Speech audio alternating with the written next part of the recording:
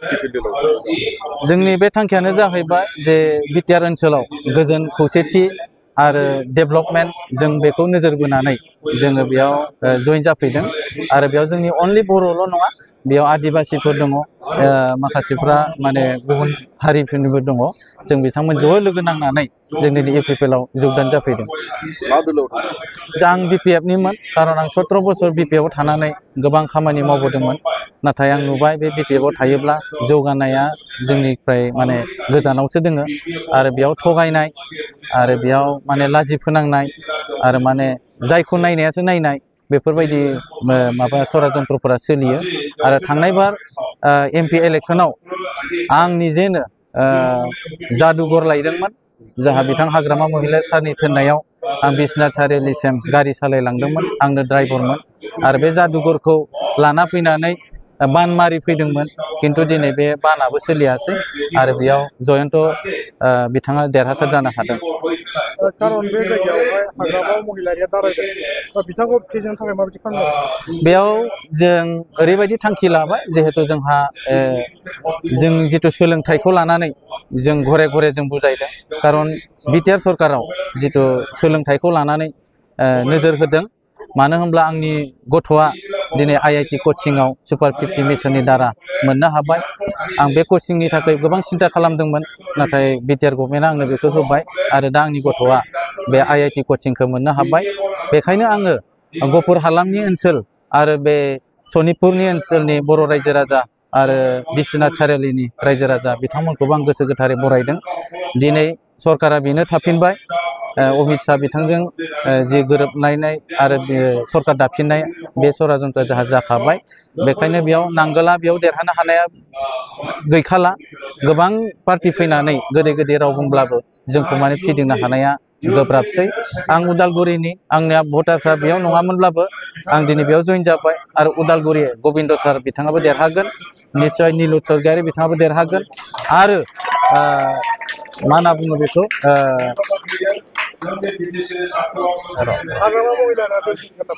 हाग्रामा महिलारिया जेननाया बेयाव खाथन जाखाबाय मानो होनब्ला जों बिथांखौ जों 17 बोसोर जों लोगो हमनो नाजाबाबो जों लोगो मोनाखै दानि रायजो राजाफ्रा गोबाङानो साननो हागौ बे कमेडियान भाषा बुंनानै गोदै गोदै बुंनानै रायजो राजाखौ थगायनो हागोन किन्तु दिनैनि जुगाव बेयो जोंखौ थगायनो हानाय नंला खारन बेखौ 17 बोसोर आं गारि लानानै नागिरदोंमोन लोगो हमनो नागिरदोंमोन बिथाङा आंनो गोबां स्किम होदोंमोन किन्तु बे स्किमफोरनि बिलफोरखौ आं मोननो हायासै दिनै आङो दुखिया जाबाय आं गोरिब जाबाय आंनि लंपेन्ट गस्ला दिनै मोजां नंला आं सासे कन्ट्रेक्टरमोन आंखौ बेबायदि थगायबाय आं सिडि फान्डआव आंनो खामानि होदोंमोन पिडब्लिउडिआव खामानि होदोंमोन पेनारडि डिपार्टमेन्ट आंनो खामानि होदोंमोन दिनै आं 1100निफ्राय आं बिल मोननो हायाखिसै बिनिखाय आं दिनै बेबायदि अबस्था जादों बे समस्थियाव बिरदाव मुसाहारिया केम्पिं खालामनायखौ नुनो मोनदों गतिके बिथाङा माबायदि रायजो राजानि अननाय मोनगोन आरो नोंथांमोना बिनि गेजेराव माबायदि खामानि मावो बिरदाव बिथांखौथ' आं सिनाय मोनो बिथाङाबो आंखौ सिनाय मोनो किन्तु बिरदाव हिसाबै आं बिथांखौ आंनि पार्सनेलि हिसाबै आं बिथांखौ अनुरद खालायदों रायजो राजाखौ जोङो बेबायदि थगाय थसि खालामबाय थानाया मोजां नङा मानो होनब्ला बिथाङाबो इउपिपिएलनिनो सासे खामानि मावग्रामोन मोजांमोन बिथाङा मोजां मानसिमोन किन्तु दिनै बिथाङा टिकेटनि बेलायाव बिथाङा दुखु मोननानै गुबुनाव थांदों आं बिथांखौ आखाइ खबजबनानै खावलायदों नोंथाङा जेरैनो दोङो ओरैनो सिरि थानायानो आंनि थाखायबा मोजां आरो दिनैनि दिनाव रायजो राजाया नोंथांखौ जोङो सापर्ट होनाय नङा नोंथाङा गोबाव सम सासे दैदेनगिरि हिसाबै बिपिएफआव थानानै खामानि मावबाय थादोंमोन दिनै रोखा बुंनो थाङोब्ला आं गोजोननाय मोनदों आंखौनो बेक्ति हिसाबै चिरां जिल्लायाव चिरां दुवार हिसाबै दा रलिं सरकार हिसाबै इउपिपिएल जाहा मानाव गेदेर प्रमद सरकार जेखौ होनो दा बिथांनि दैदेननायावनो नैबे जोंनि 14 चिरां दुवाराव मानाव गेदेर आवगयनि बिटिसिनि बारग' 17 बोसोर सासन खालामबोनाय मानाव गेदेर खाम्फा बरगयारी सार बिथाङा बे ओनसोलनि सिगाङाव जेरैबायदि मावदों आरो बे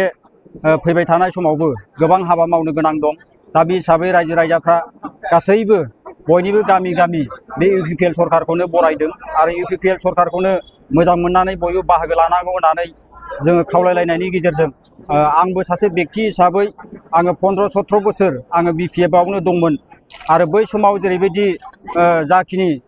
BPF दल हिसाबै खामानि मावबोदों बे हिसाबै दा आरोबाव बिनि अनगायै BPF दला जेरैबायदि फुराना जाबोबाय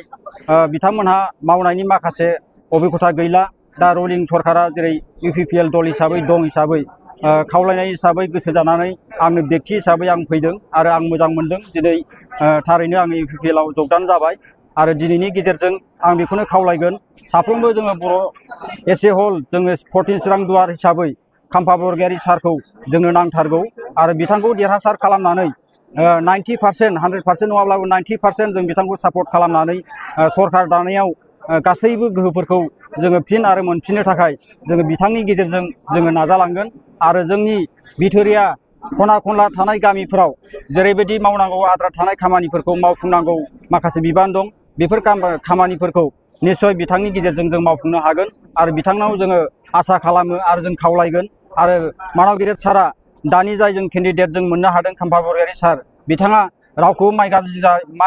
होननानै बखिया माबाया बासिया माने मोजाङै रायलायो दादाबा हिसाबै बयखौबो मोजाङै रेसपन्स खालामो सापर्ट खालामो आरो जाखिनि अननाय होयो जोंखौ अननाय होनाय हिसाबै जोङो अननाय होनांगोन बेखायनो आं बेखिनि बाथ्राखौ नोंथांमोननि मिडिया थ्रुयै आं बेखौ बुंबाय आरो दिनै आं बुंगोन UPPL सरकारखौ बयबो रायजो राजाफ्रा दलै नोगोरै ओंखारनानै सापर्ट खालामनांगौ आरो फैगौ 22 तारिखआव मानाव गिदिर खाम्फा बरगयारी सारखौ UPPL ट्रेक्टर सावगारियाव भट होनानै देरहासार खालामनांगौ होननानै आंबो जानजि खाफ्राबाय आरो साफ्रोमबो रायजो राजाफोरखौ खावलायबाय गतिके बै समावहाय नोंथाङा BPF दलाव दंमोन BPF दलनि आफादगिरि बा चिफ हाग्रामा महिलारिया बे जायगायाव दारायनो फैदों दा बिथाङा माबायदि जेननो हागौ नोंथांमोननि आं बेखौनो बुंगोन दिनै हाग्रामा महिलारि सारा बै समाव जेरैबायदि गावनि माखासे एक्सपिरियेन्सखौ लानानै देरहासार जाबोदोंमोन नाथाय बेनो दा बे बुब्लियाव बिथाङा गोबाव सम मावबोनानै माखासे मावबावनांगौ खामानिफोरखौ मावफुंनो हायाखै आरो बिथाङा इसिबां गोहो गैला आरो बिथांनि गासैबो गावनि आखि आगदा थानाय मानसिफ्रानो नैबे जोंनि UPPL दलाव हाबफैजोब्बाय आरो बुंनो थाङोब्ला गासैबो प्लान पलिसि खालामग्रा पलिसि मेकारानो जोंना मानाव गिदिर नैबे खाम्फा बरगयारी सारानोमोन आरो बिथांनि गेजेरजोंसो BTC खौबो सोरजिनो हादोंमोन होननानै जों साफ्रोमबो रायजो राजाफ्रा सानो आरो बेखौनो फोथायनानै आरो दा जाय जोङो BTR सक्ति हिसाबै लाबोदों बे 14 चिरां दुवाराव जों बेखौनो लुबैयो जों खाम्फा बरगयारी सारखौनो जों जुदि जानजि खाफ्रानानै देरहासार खालामनो जोङो जुजिबायब्ला थारैनो जों बेवहाय बुंगोन हाग्रामा महिलारिया बेवहाय 100% जेनलांगोन आरो खाम्फा बरगयारी सारा बेवहाय देरहासार जागोन बेखौ जोङो 100% जोङो रोखा जोङो बुंबाय आरो बेखिनियानो